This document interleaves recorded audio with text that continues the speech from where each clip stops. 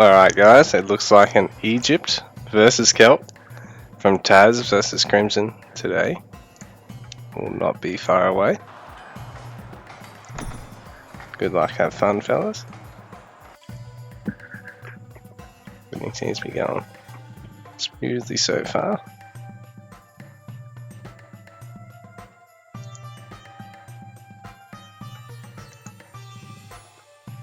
Oh, we are in luck today. So guys, everything appears to be working to start with. So, welcome to you all. Apologies about last week's pretty ordinary show matches. Particularly the behaviour of myself, but let's not go into that. We have Taz spawning as the orange player today. And he's playing his Egyptian. He's found his front side hunt. We've got Sheltered Pass as a map today.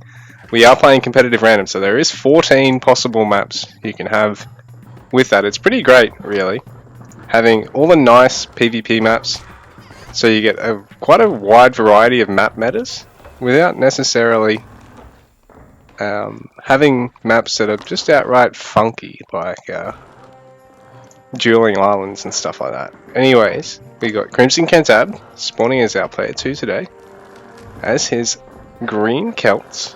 He's going for an early barracks on par with Taz's, so let's see who's got more health here. I think, yeah, Crimson's got about 150 more health. It's not going to be a huge amount more, but both players have front side hunts, so this means Taz is probably going to be the player on the back foot. Not hugely so, I think. It's not as though that's a huge differential in the health, in the build times, so both players going to have fairly similar starting spear times.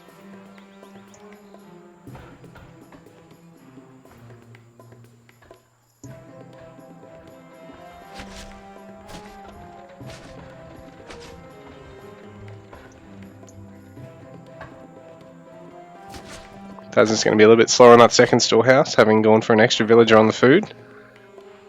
In fact, he may be looking to do fast hunting dogs. No, he's going for an early house first.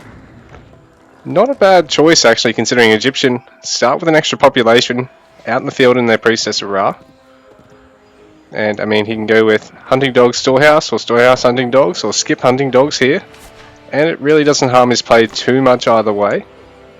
So it's not always a bad commitment to go for the house really early on, but this might be a bit of bad play in a sense. If he lets himself get caught out with too many spears too early on, he can really find he doesn't actually have the front line to transition into an age 2 build, so he's losing a spear there to Crimson, who's managed to caught out those two. This one getting away for now, but like I said, now he's down a spearman on his front line.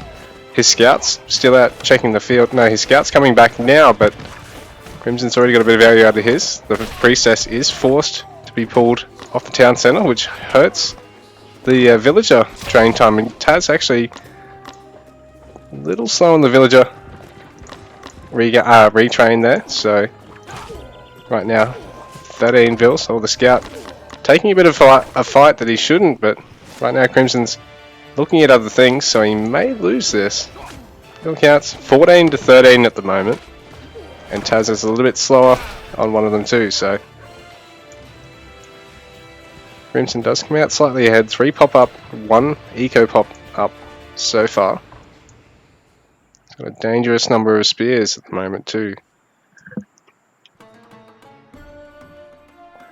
So I'll be interested to see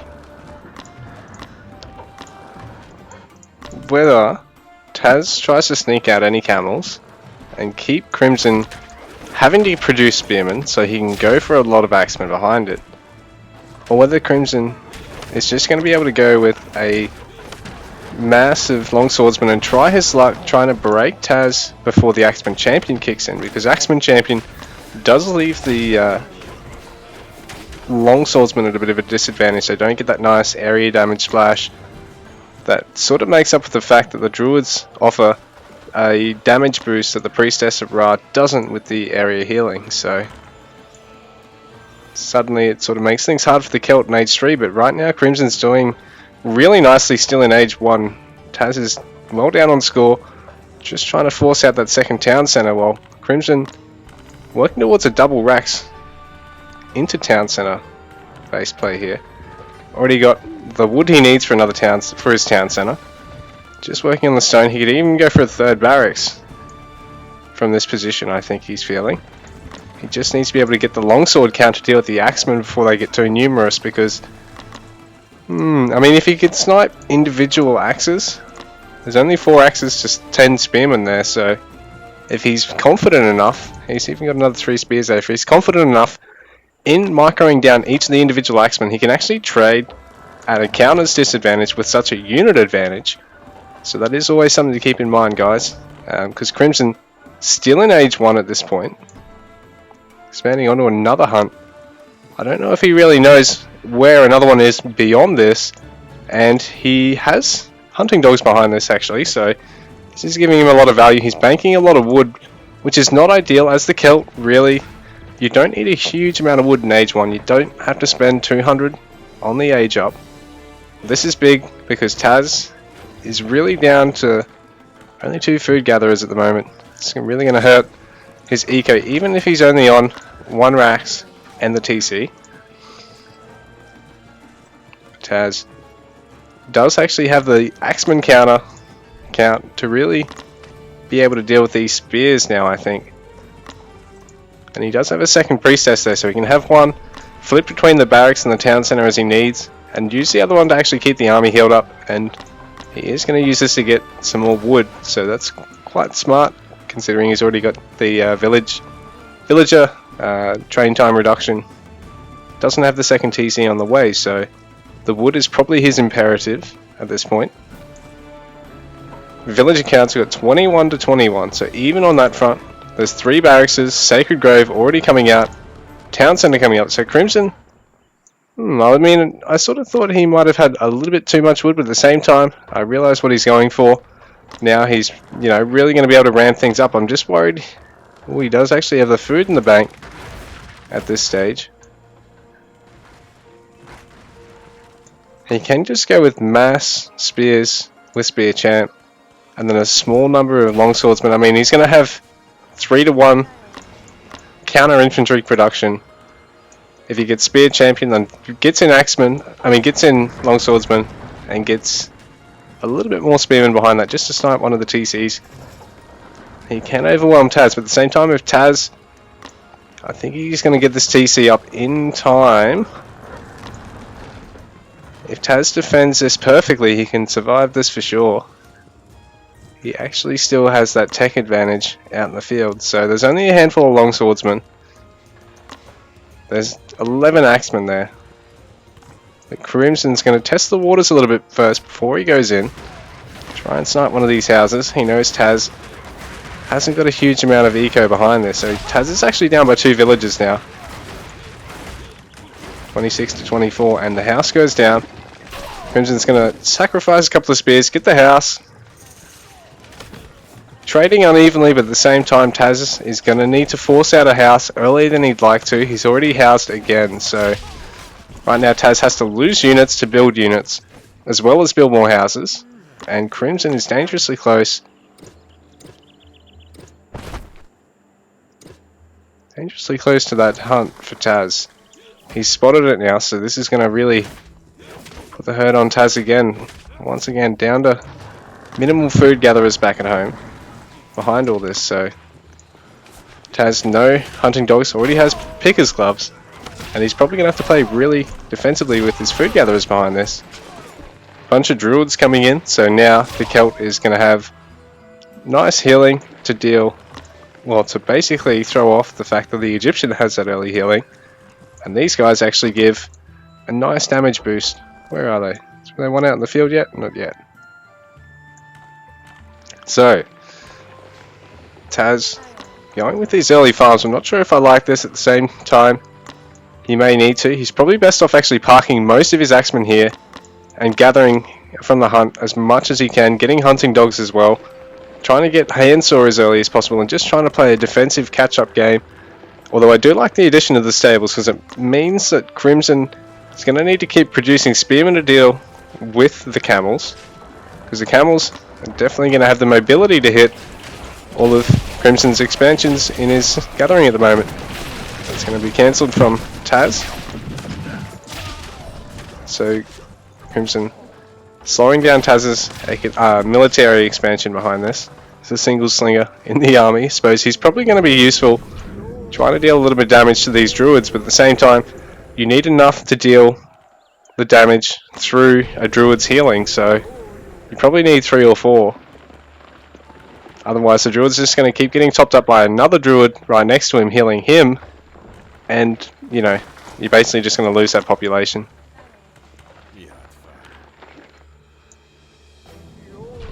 So there's 43 to 38 villagers at the moment. Taz down by 5 villagers, starting to slip a little bit. He's not producing any out of the second town centre at the moment.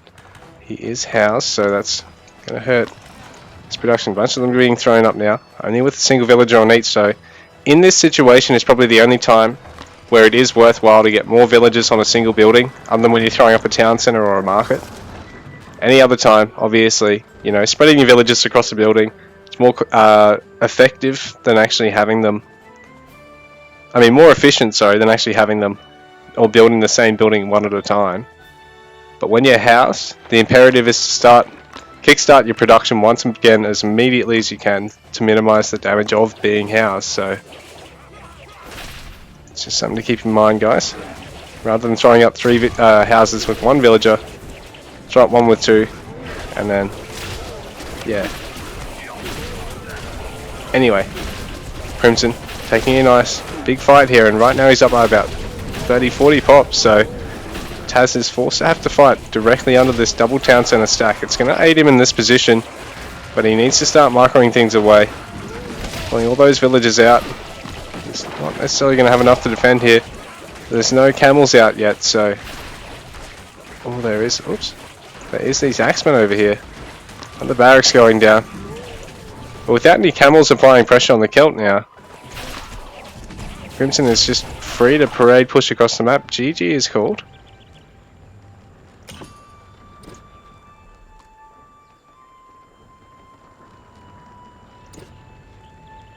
So a couple of times Taz losing villagers, and a couple of times a little bit slow on the villagers. Crimson just playing a really aggressive Celt opening. A lot of spearmen to begin with, and then he's pushing with 4 barracks and his Sacred Grove able to seal the deal for game number 1. So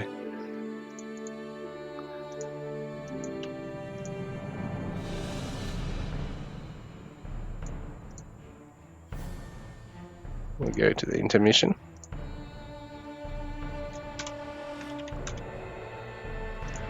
Crimson's just going to swap civs. We'll be back in just a minute.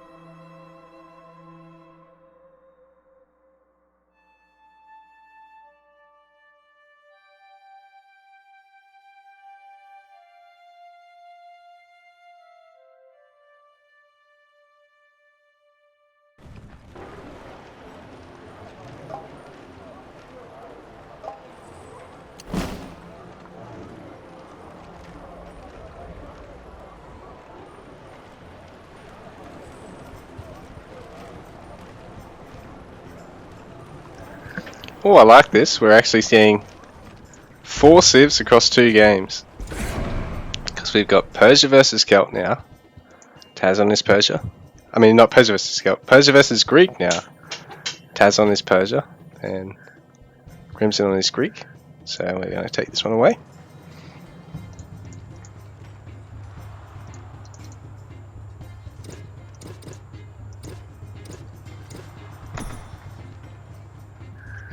Good luck, have fun, guys.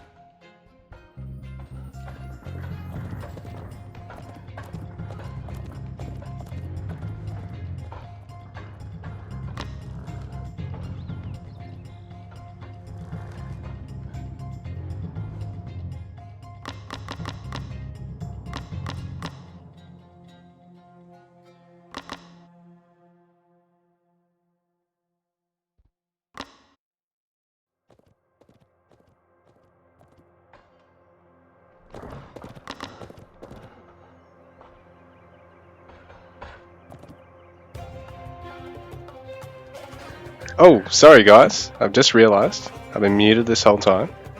So, anyway, spawning is player number 2, Crimson Kentab, as the Green Greeks.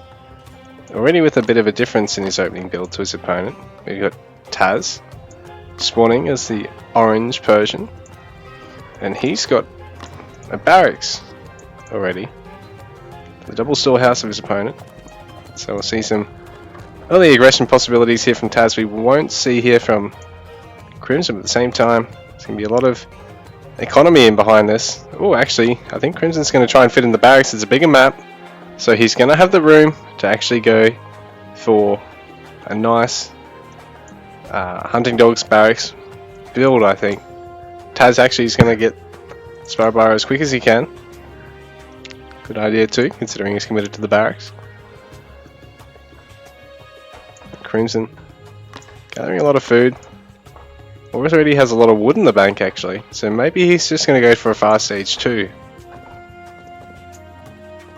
Already up to 300 wood and getting the stone storehouse. Oh, the barracks does come out. It's actually really delayed here. It does have hunting dogs, and I do think if he had to force out the barracks as quickly as he could there, this could be super effective. I still think this is going to be pretty effective given the map size.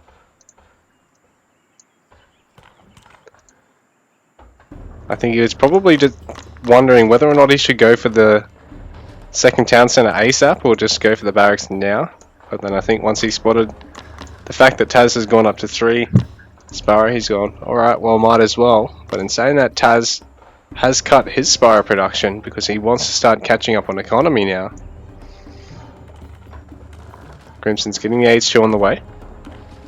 So, I think there might not even be any spears to come out here. It might just be hyparspists.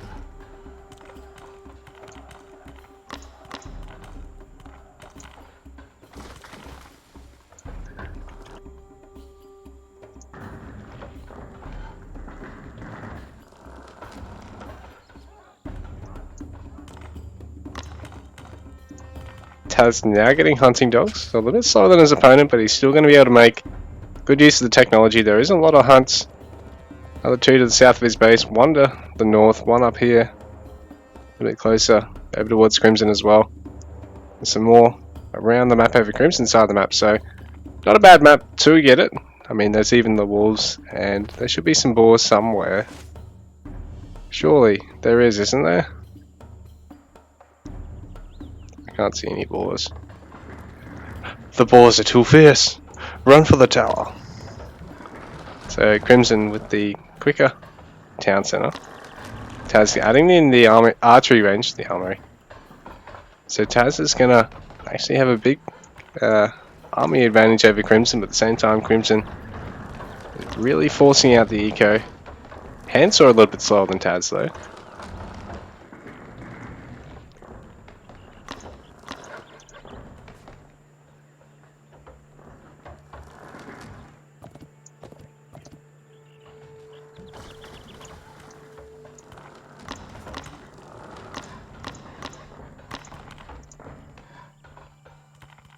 Taz is going to be a lot slower on the town centre. He's getting pickaxe though, and Crimson this stage isn't. So he's going to try and get the range out. And I wonder what he's going to go for here. A spear, hyper.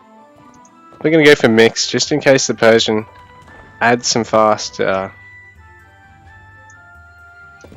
Asabara.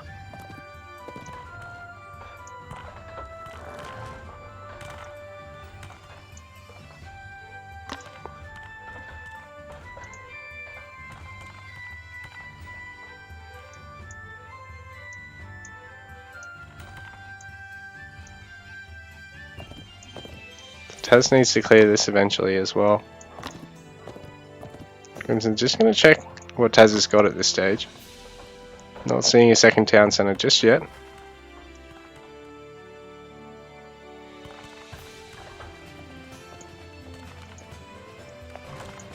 So worker count's already 24 to 20.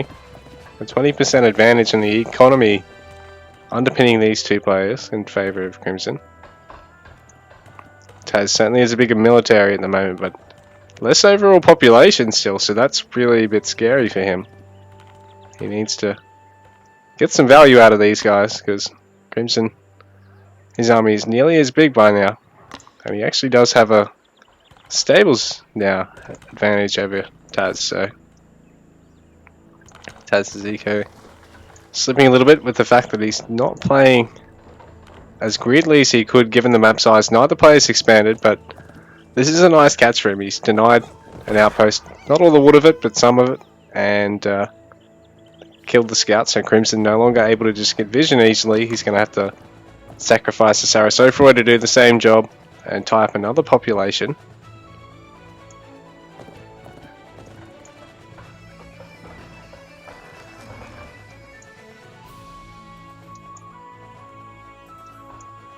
So there is some wars here. Here, look. No aid tent yet for the Persian player, so not going to see some crazy forward aid tent pressure here from Taz. Academy coming down for Crimson.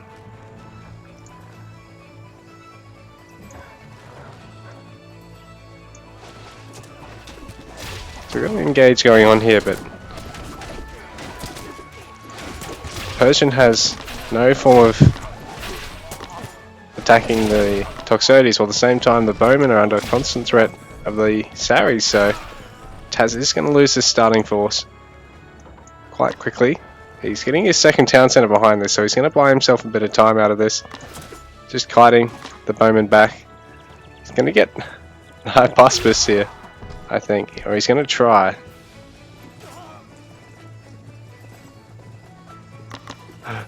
Hypaspis is going to pick down the Bowman, but at the same time the Bowman can turn around and kill him. Taz, what? You get a kill? No, not meant to be.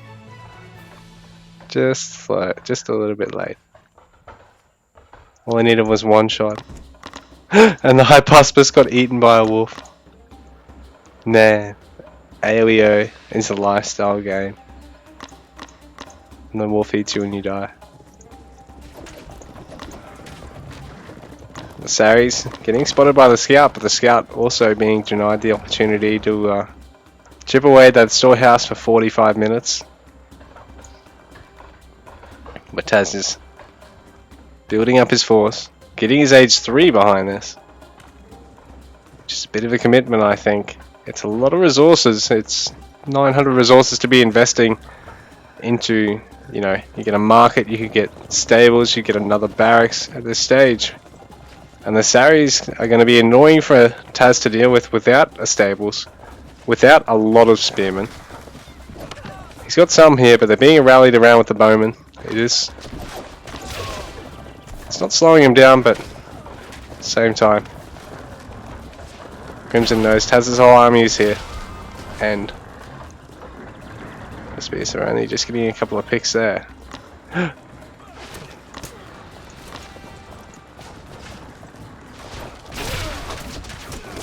Taz killing all the Saris actually. So Crimson being a little greedy with the Saris. Taz keeping the Bowmen back relatively safe.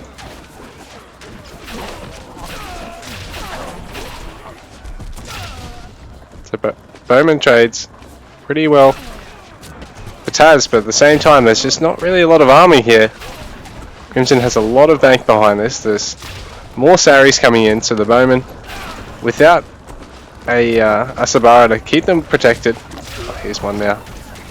Without Asabara to really keep them protected, kill the Toxotes, get in the face of the Saris. It's just really hard for the Bowmen to get their full value out. Taz is keeping them alive as best as he can. He's got 8 tent now.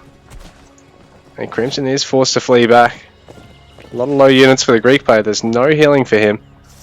But Taz is down by 30 population at this point. It's a bit rough. Poor old Taz at the moment. Really low on food. Worker counts 49 to 39. And a war coming up now from Crimson. The Great Wall of Crimson. Getting a market. Wall on this early? Come on, man. That's lazy. Just build more units and win.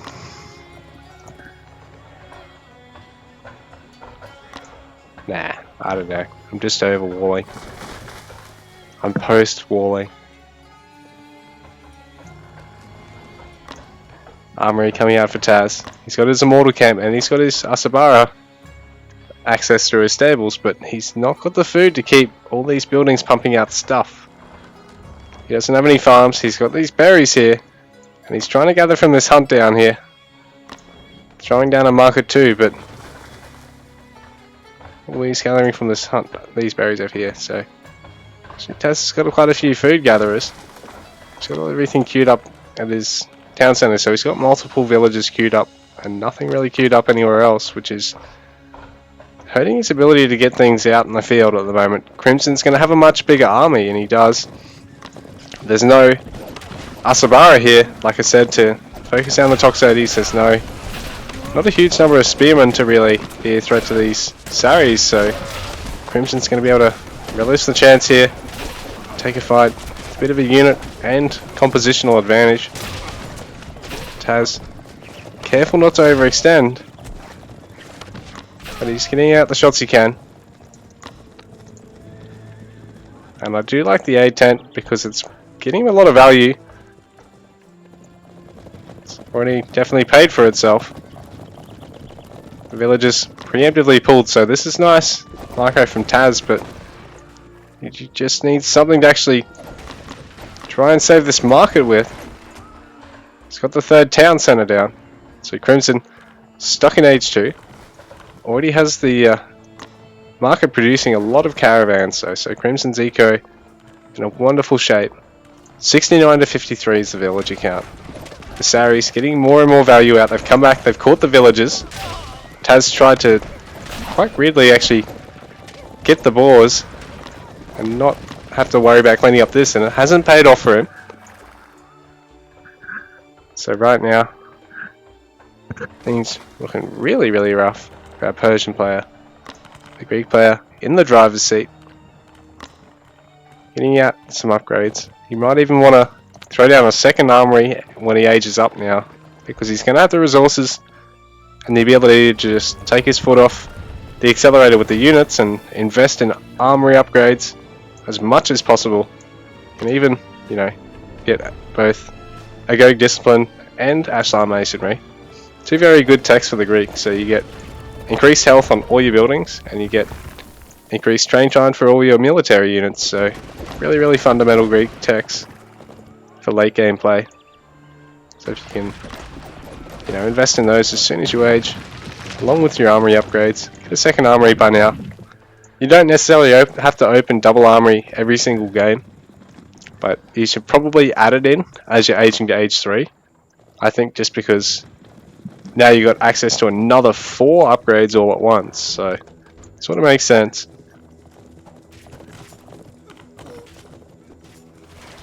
Village accounts definitely in Crimson's favour, 83 to 59. So his army isn't that much bigger than Taz's, but he definitely has a bigger bank.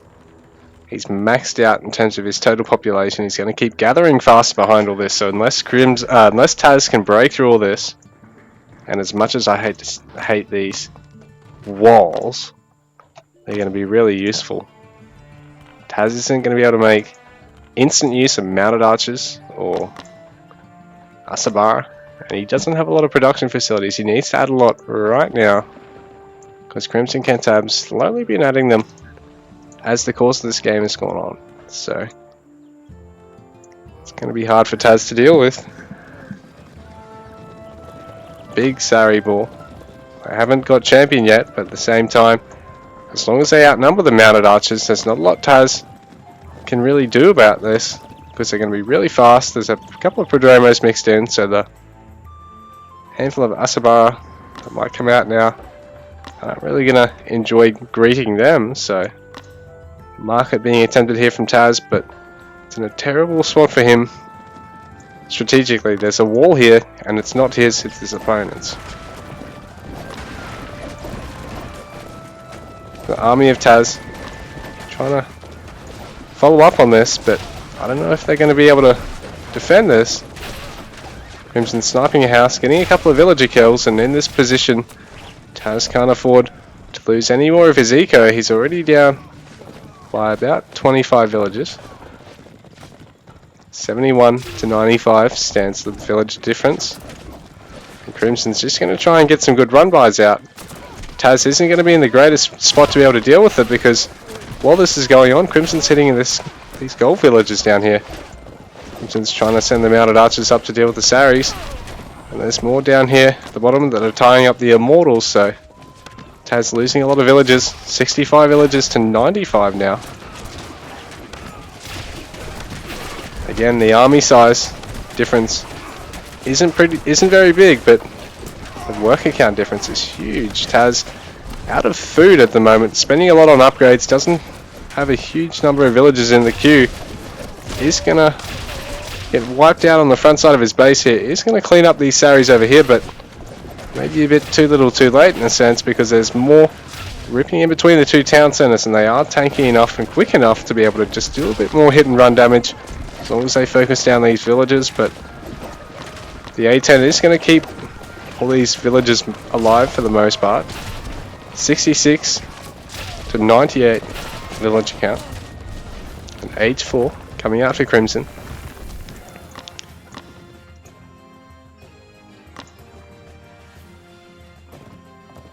More armory upgrades, so he's still only stuck with the one armory, but he's going to keep finishing these upgrades. Going to have this one come out not long after his age 4 finishes, and then he might want to add the second one, or even stay just on one, because he's really worn down Taz at this stage. Taz down on eco. He's defending reasonably well behind this, I think. There's a lot of mounted archers and immortals, so this is a hard comp for the Greek in a sense, but at the same time there needs to be some Asabara to deal with these Toxotes. And the Immortals need to be backed up by a couple of Takawara possibly. Or the mounted archers need to focus on the Saris just to maximise the damage value, but Crimson at this stage is looking really solid. Brought Taz down 60 pop down below him, so there's some hoplites and some peltus of his own, so it's going to be hard for these mounted archers to keep trading as effectively as they have into their non-counters. They're really going to have to just sit back and pick at the Prodromos now. There is a defensive fortress coming up now for Taz, but Crimson's going to have the units to be able to clean this up. There's not enough villagers to try and sneak something that aggressively on defense. Doesn't really make a lot of sense, does it? Another fortress going up. There's only 3 or 4 villages on it at the moment. Huge number of cavalry there, and Taz actually cancelling it this time to move it further back. Don't think he's going to be able to. He's probably going to have to GG here. Crimson actually getting his market upgrade age 4. So his his cavalry up, his caravans going to get even more value. And GG is called. Crimson is the winner. GG well played to Taz as well. Seemed to hang on fairly well there. Despite opening up a bit of a score difference, he actually managed to really maintain it and get a bit of value out of some of his defense there. Crimson actually having to sacrifice a couple of pushes. And GG well played, guys. But that's it. That's going to conclude our show matches for today, I'm afraid. Unless, who's playing next?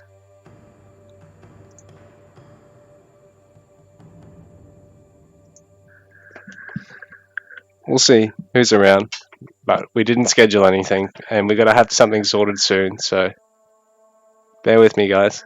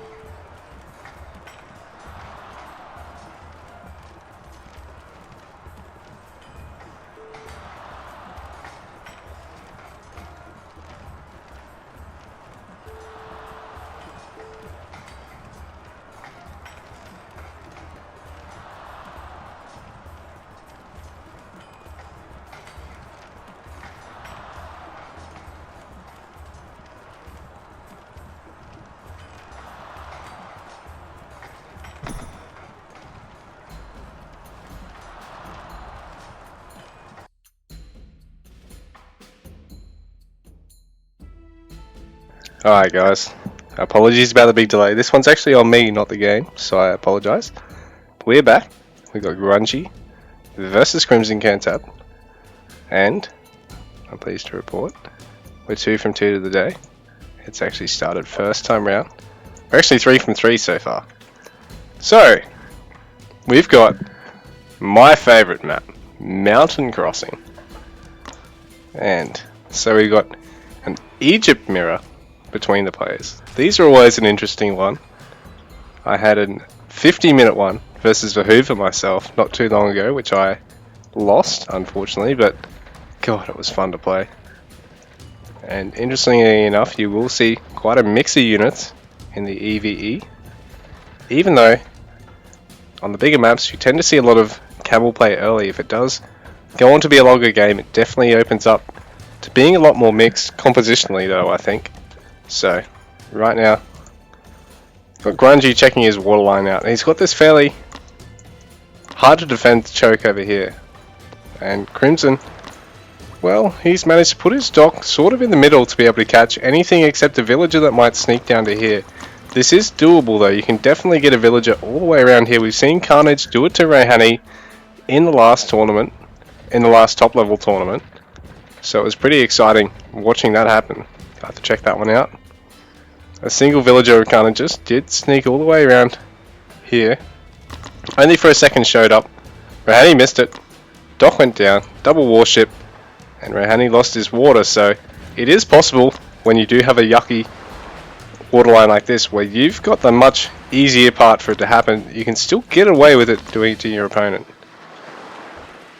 So it looks to be a fairly even map. Both players, you know, going for that early dock.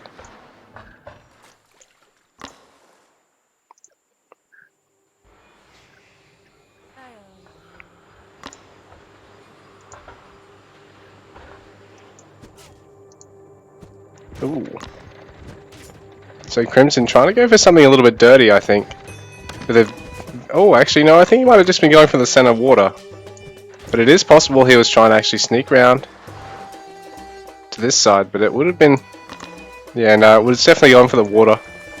Considering he'd have to come to the top side to actually do something cheesy, but Crimson is going to try and establish a dock over here, so Grungy isn't going to be able to sneak one in as easily. He's going to have to go around all the way around to the far side to be able to do so. Otherwise Crimson can just use his fishing ships and kill the villager as soon as it starts the dock. So this is very smart and aggressive from Crimson. There's no way for the scout to interrupt this. There's no way for Grungy to really respond at the moment, I don't think. Unless he sneaks a villager straight away and starts a dock, which he is actually doing. This is quite smart because Crimson doesn't know about this. Grungy obviously knows about this. So, Grungy with one of the best responses he could do right now. The other would probably be to try and get a quick barracks out and maybe pressure your opponent or pressure the dock. Or even go straight to H2 as quick as possible. Get camels out in the field quicker than your opponent can. Even though he's got the deco advantage, take advantage of the fact that you can, you know, tech up a little bit quicker, get the aggressive units out in the field a little bit quicker, start dealing some damage, and then worry about taking it back. It looks as though Grungy can just go to H2, getting his loom, because he needs to get a house out, but it's well timed, no downtime for him. So this will be an interesting game, I think. Grungy's chipping away at that villager, but now the scout's being chipped away at by the fishing boat, so Grungy's going to have to pull out that scout without really gotten much value out of him. But his H2 is going to be a little bit quicker, like I said, than Crimson. So he's going to have access to the quicker warship here, because he's actually, I think, might have cut... Oh no, Crimson's gone for a fishing ship less.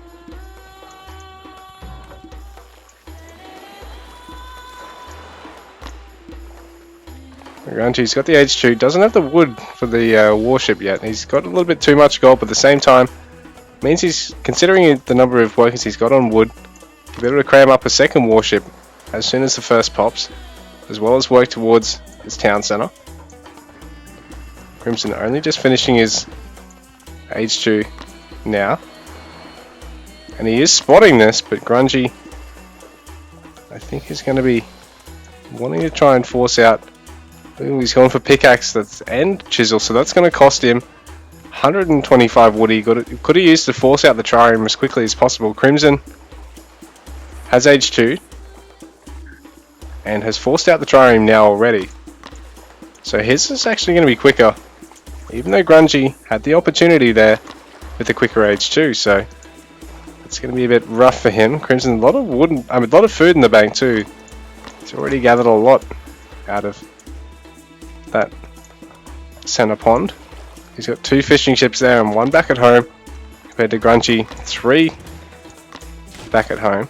So Grungy gonna run out of food back at home very quickly in that little pond, and here he looks like he's gonna lose this. He hasn't gotten a warship out yet. He needs to get another house down before he can throw one up. And he's getting he's getting a barracks now too, so I think he's a little bit flustered. He's gonna lose this dock pretty much for free. Game number 1, it looks like. Because he is going to go for the second town centre. Crimson can always use the fishing ships to try and focus this down too, but he is actually getting net lures. Wonder if he's going to go for a second or third fishing ship here, or just stick with the 1 even, considering he's got the centre. And that way he can sort of not overboom on his food, and still have it going into the late game. Still have this pond, you know, going on a lot longer than Grungy's going to have his. There's only 3 schools of fish, only 3,000 food there, which is a lot, but at the same time, you can go through it pretty quickly with 3 fishing boats. You really don't want to even go beyond that. That's pretty much ideal for the macro way to burn through them, but at the same time, when you give up the center lake so easily, it's going to be rough in the mid game, because that's going to be, what, another 5,000?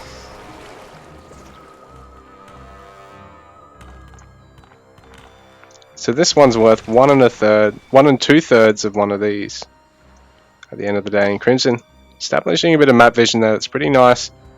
Don't see anything coming or going there. We could just do throwing 1 up there and 1 up here, and Grungy is really locked into a corner with a macro disadvantage. And there's barracks and stables for Crimson. Barracks and temple are set here for Grungy. Another barracks coming out, so he's going to look at going for an Axeman champion type play. Crimson is probably going to look at trying to go for camels and then chariots, with only a small number of Axemen behind it. So we'll see how this one pans out.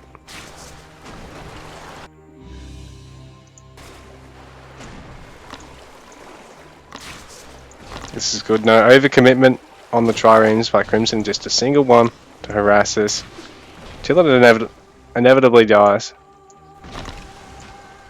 unless there's a fire ship coming out, but I don't think Grungy's going to be able to force it out in time. Getting more production, and he's going to try and get that 3rd town centre out soon, I think, but he's going to need to, because Crimson's going to be able to hit him with a bigger number of units soon.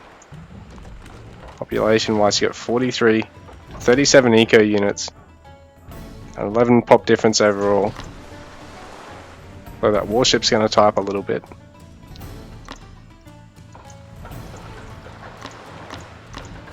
It's nearly going to be out that first school. So Grungy just now getting net lures. Net lures already finished for Crimson.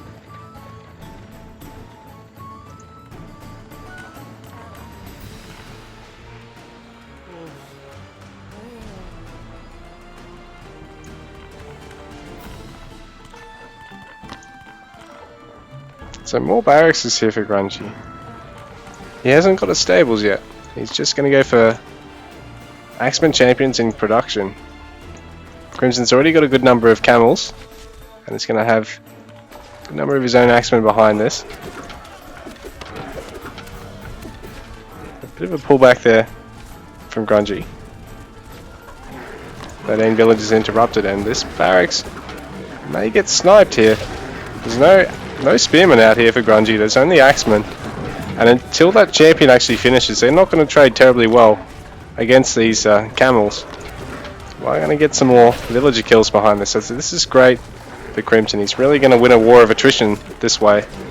Doesn't need to take a direct fight. Grungy is penned within his base, trying to clean this up with slower units. And another production facility, a stables this time, going to get denied. So Grungy really going to be on the back foot there. Crimson just needs to equalize his spending behind this, and he's well ahead. But Grungy at the same time, relentless in trying to throw down more barracks. He's got the Axeman champion. He's going to get Spearman champ behind this, and he just needs to get conditioning as well. He can really mount an aggressive parade push style. He's still got a reasonable economy behind this. I mean, he's on 50 villages, 48 to 52. He has caught up to Crimson in villager production behind this. Crimson, I think, stopped his villager production completely behind this. Grungy has maintained it, so even though he lost villagers, he's caught up in his numbers. He did throw down some more fishing ships. I'm not sure if I like this. He's gone up to 5 though, so he hasn't gone up too many. I wouldn't go up any further than that, but he has gone up to 5, so eventually these guys are going to need to be deleted to make population space. Only a finite amount of food in that little pond.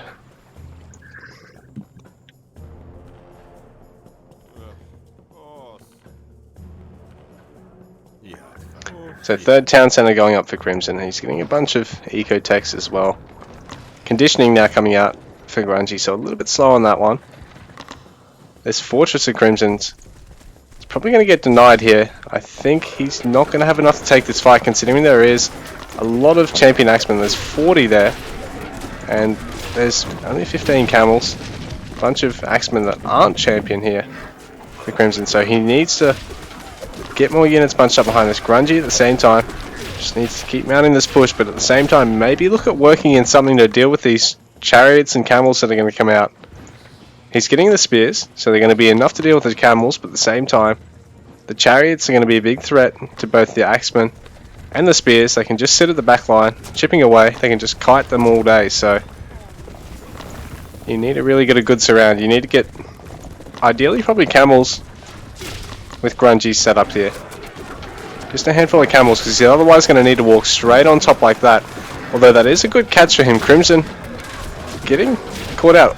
All three of us are sort of looking straight down on here. And Crimson getting overwhelmed here, I think. There's a lot of Axeman champs here for Grungy. He's still got about 40 here. Streaming more in behind this. Crimson really exposed now. There's no fighting units at the front side of his base now. And he's throwing up... Oh, Grungy's throwing up a bunch of production here. He wants to seal the deal here. He's right on Crimson's doorstep. He wants to not let up, you know, have buildings tying up damage from Crimson's army and really undo that defender's advantage here. He's got the numbers advantage. Crimson all the way down to 67 population. 59 of it are villagers, so he's up by 2 villager pops still, but he's got no army effectively. And Grungy cleaning up production facilities now, it seems. Crimson trying to throw up as many chariots as he can, but I don't know if he's going to get them out in time. Grungy's going to clear that out. Crimson down to only, what's that, 2 stables? And he's got a fortress here somewhere as well, so he wants to make use of that. He wants to try and push in to Grungy's base. I'll have a look. Does he know about all these houses? He doesn't know about all those houses, but if he spots those, he can get a lot of value out of that. At the same time, Grungy seems to be well ahead. I think this may be it. Crimson may be falling in game number 1. Grungy finds those workers. That could probably be it, because there's no production for Crimson at the moment, seemingly. Getting some barracks now himself, but it's a huge number of axemen.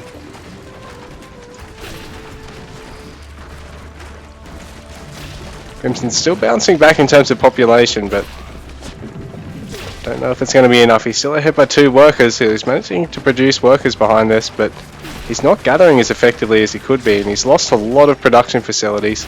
He's going to lose his town centre. He might even lose his starting town centre, and these houses are exposed. I don't know why Grungy's focusing that Templar set. Bunch of camels, bunch of war elephants here.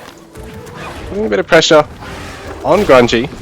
So Crimson, a bit of a cheesy snipe there, but it gets him a lot of value. Grungy slowed down on his economy and he brings back units to deal with that, but at the same time, he's going to take out this starting town centre for Crimson. I think this may be it here. 65 to 55 villagers actually. Good number of villagers killed there by Crimson.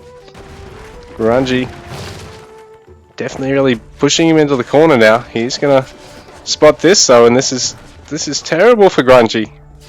Not gathering a lot of food. Crimson going to try and throw down a panic town centre over here. Grungy's got these siege towers being rallied, chasing these elephants, so this is terrible for the siege towers.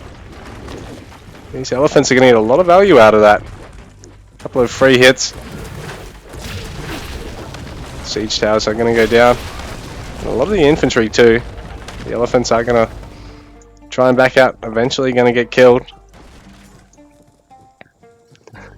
So Grungy being denied the opportunity to gather any food up here. He really needs to transition heavy into the farms.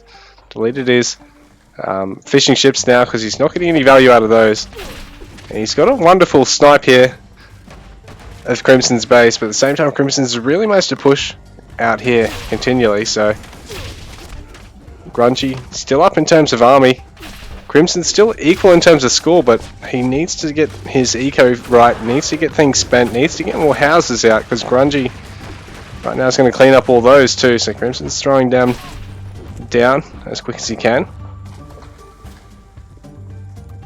But Grungy with a huge force there. Cleaning up even more houses, so Crimson spending more time on small army, tiny army.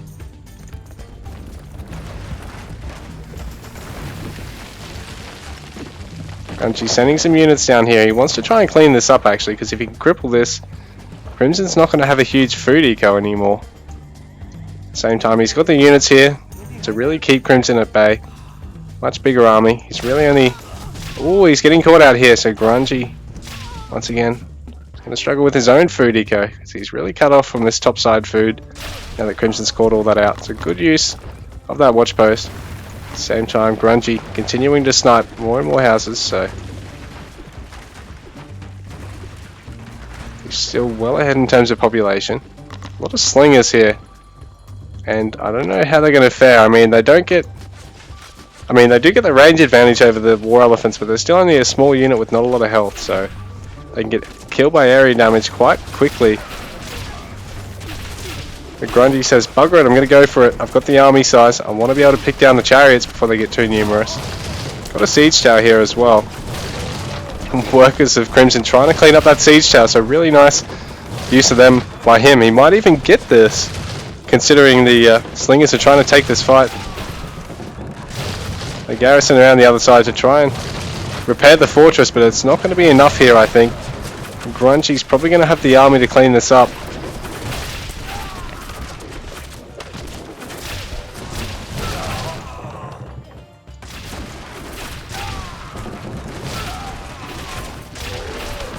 $68 to 53 is the Vil count, but Grungy's maxed out in terms of army, so he's really got a huge army count compared to Crimson at the moment.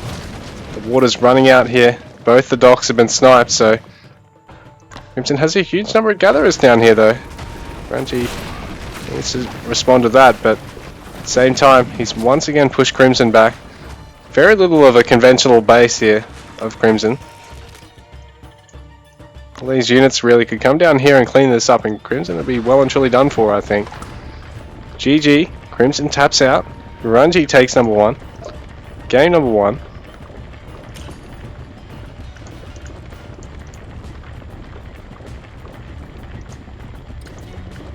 So Grungy with that really nice push in age 3 there with those axemen.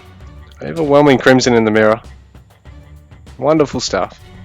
Had a bit of a water disadvantage for Crimson with some really nice early macro play. Yeah, it was a nice hit from Crimson. He said he was out of gold when he ran out, and then when he got hit and then he spent the rest of the game with too much. Grungy's going to be right back. We've got game number one done and dusted. Whoa. Alright, give me a sec.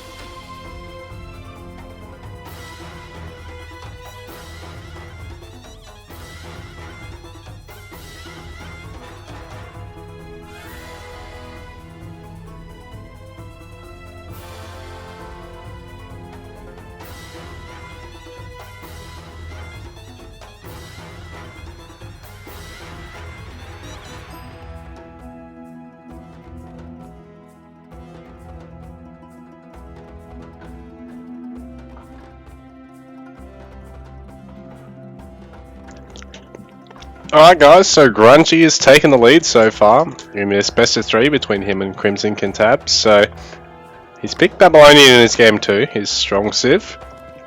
And we've got Treasure Island here today. He's up against Crimson Cantab's Norse, so he's in the green trunks and Grungy's in the purple.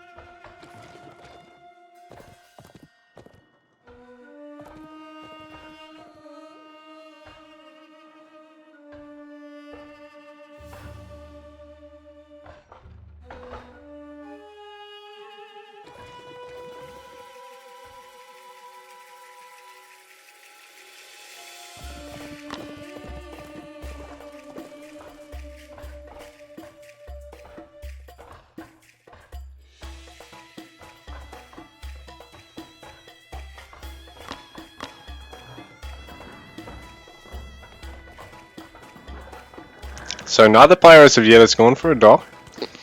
Both just pumping out the spearmen at this stage. Crimson looks to be pushing with 4, he's not bringing these other 2 in. It's a bit strange because Grungy's already got 4 here to defend.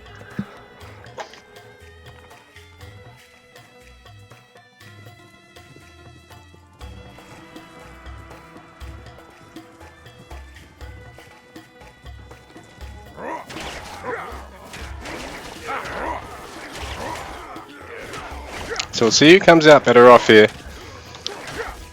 Both buddies trying to rally back the ancient spearman. Ultimately Crimson's going to have to back out because he is the one playing on the aggressive here. He doesn't have a town centre to retreat to. Grungy is perhaps overextended because he's going to take a few shots here.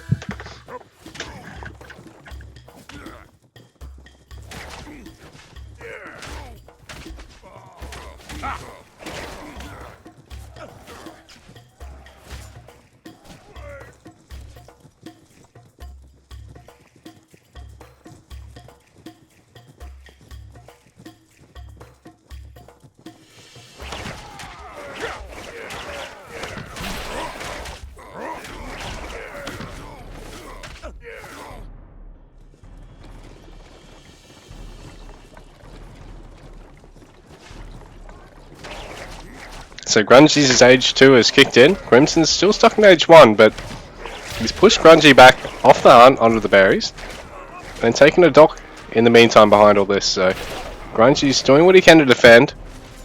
Crimson's still got a scout they're being chipped away at.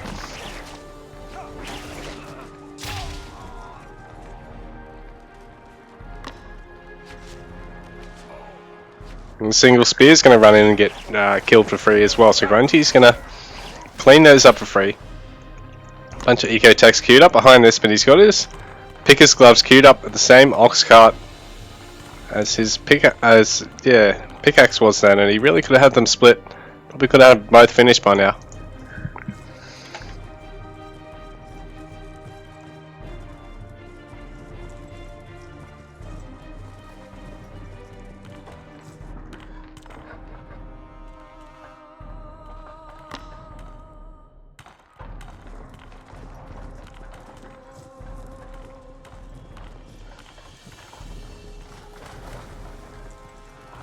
Again, we're seeing a really long age 1 here from Crimson Cantab, but he's got a good number of spears. At the same time, Grungy, a lot of early bowmen in the mix, so this is going to make it hard for a high spear count push to really get a huge amount of value, as long as it's got a front line and doesn't overextend.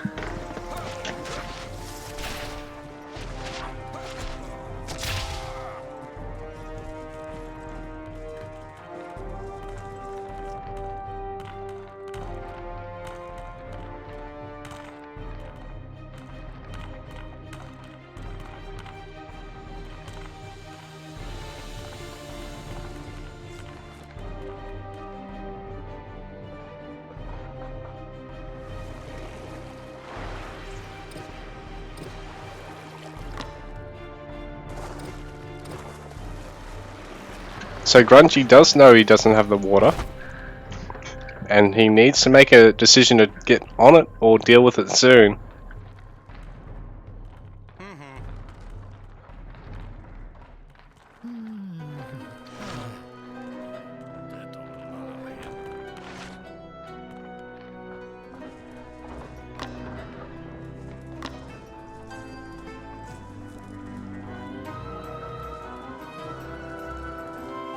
So Crimson's town centre is going down quicker than Grungy's is here, I think. He's really going to get the wood now. Does have a lot of villagers over there getting that though. Keep his archer production up as well, so he's got a lot of bowmen here already. Crimson, he's going to have that faster second town centre. Already has the dock advantage too, so 27 villages to 28 in favour of Grungy, but that includes the 2 ox carts here. So really he's down by, well, he's ahead by a villager but down by 2 fishing ships.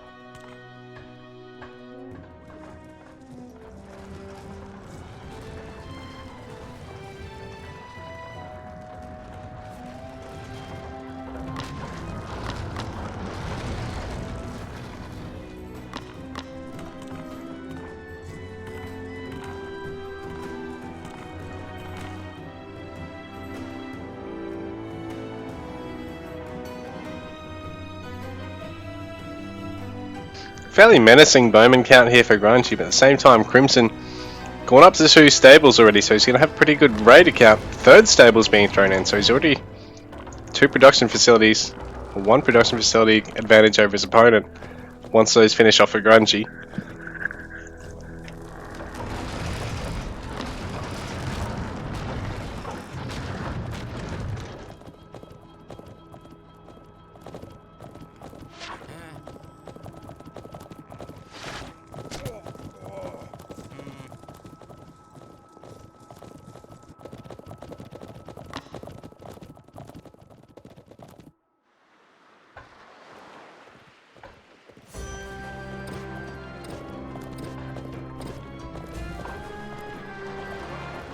So Crimson manages to scout this with this raider run by. I think he was probably intending to run them up into here, but now that he's found something, he's going to stay and try and get the dock. At the same time, Grungy's going to try pushing into Crimson, but at the same time, there's just so much production here for Crimson. He just needs to be able to afford to get the units out. Grungy, in the meanwhile, this is a really nice army for him, as long as there's not too many raiders. And Crimson is streaming in a lot of them individually just to try and deal some harass to Grungy, because if Grungy can keep this army together, he can really hurt Crimson in this instance.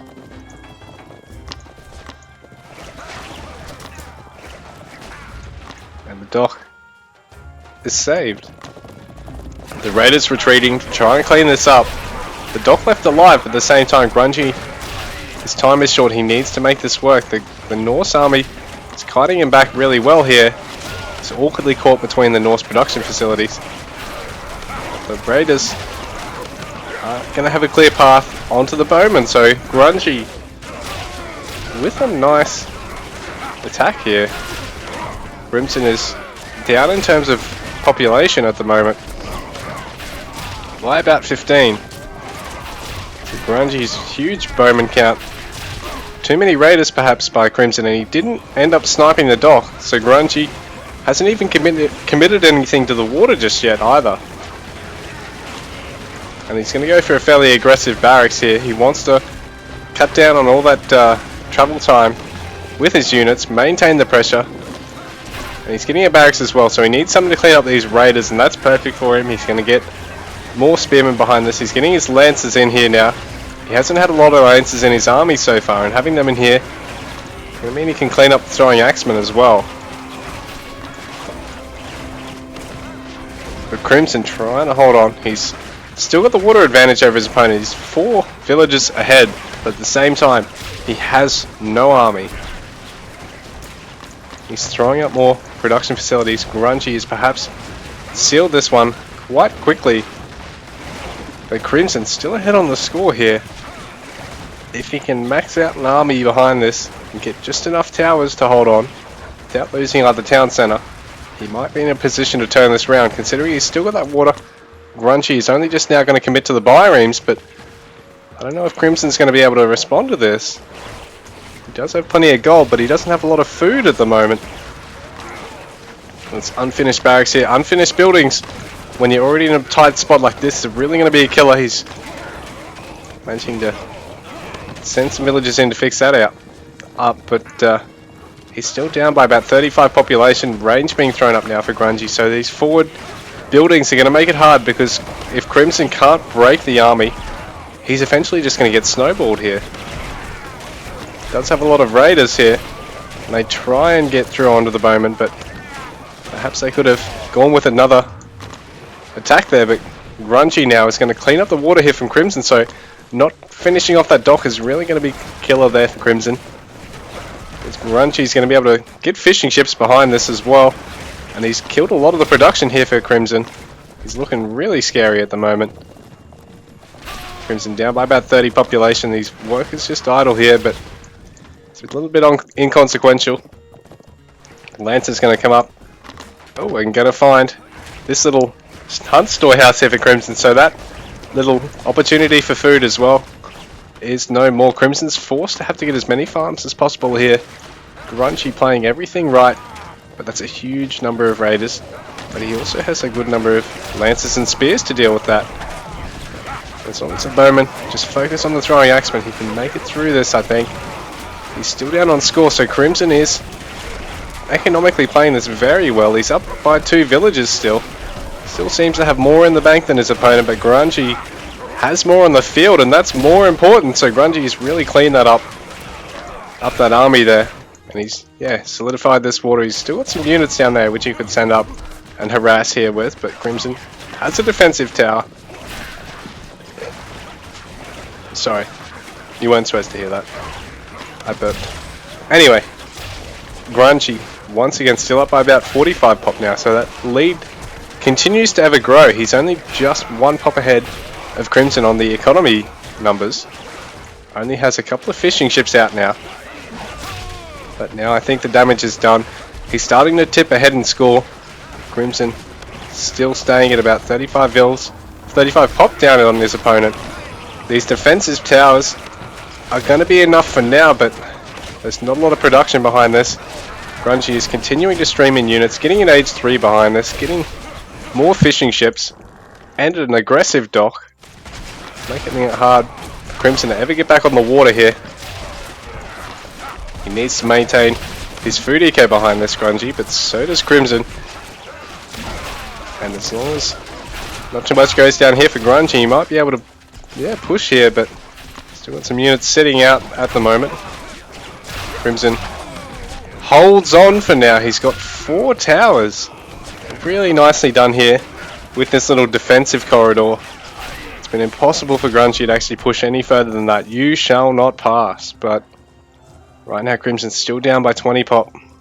Still down by 20 workers. He's got a same size army. And Grungy's production facilities here are in a really bad place, considering he's now been broken out, but he needs to add some more himself. He's really put a dent in Crimson, so he's down to only 2 barracks and a stables. Oh no, 5 barracks and a stables, so take that back. A couple of raiders coming for a bit of a run by.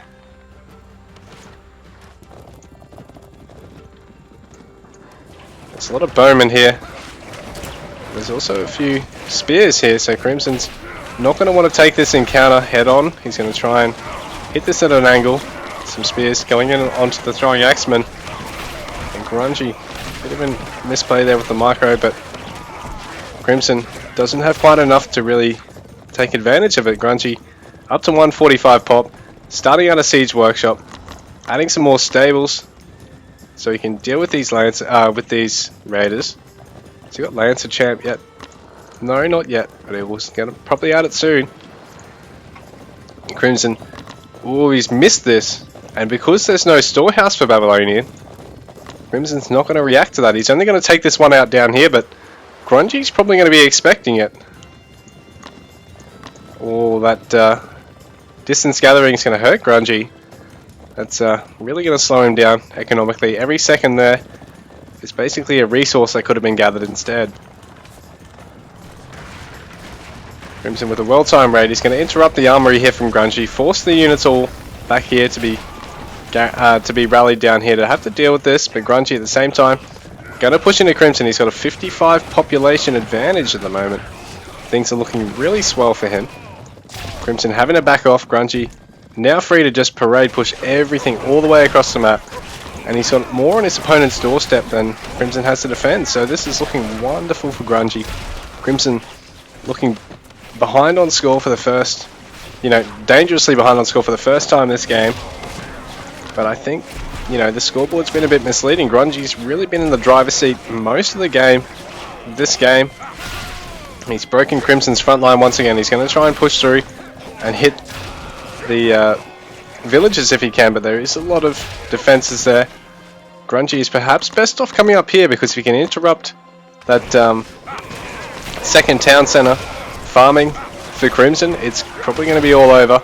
He's really backed him into the corner now. Crimson needs to get some more good raiding pressure out on the map like he's been doing, but perhaps split the raiders up even better and keep some more back at home as well, because he really needs every last unit back at home to defend here. To rely on Grungy to keep throwing away units into the meat grinder, so to speak, Grungy needs to get some value out of the stuff coming through here. That's a lot of ranged DPS. And we got 94 vills to Grungy for 70 to Crimson. So Grungy's really locking down the map. There's a siege tower coming in, so this is good. This is perhaps why Grungy has been so relentless with pushing up the middle here, because he would eventually get the siege tower, and he's put the Norse in a really rough spot to have to try and deal with this. There's no units guarding any of these buildings, so even though there's a town centre and 4 towers here, they're not invincible. And GG, Crimson taps out, so Grungy takes the series 2-0. Well done, my friend.